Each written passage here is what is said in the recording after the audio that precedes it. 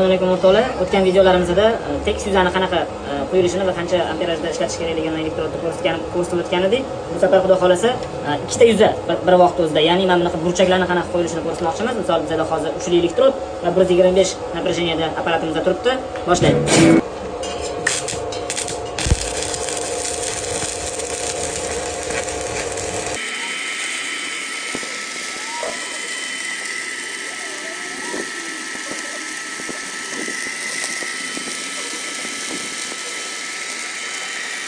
Shofimiz mana shunday ko'rinishda chiqadi. Uchli elektrod 125 напряжениеda, faqat elektrodda mana bunday holatda harakat qilinadi. Elektrod mana shunday harakatlantirilishi kerak.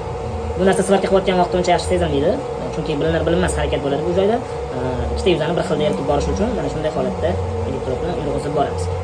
Uchli elektrod 125 напряжениеda. Начинающий svarishlarimizga jo'natib qo'yamiz. Keyingi videolarimizda xudo xolasa mana bu aylanalarni qanday chiroyli svarka qilish kerakligini ko'rsatib o'tamiz.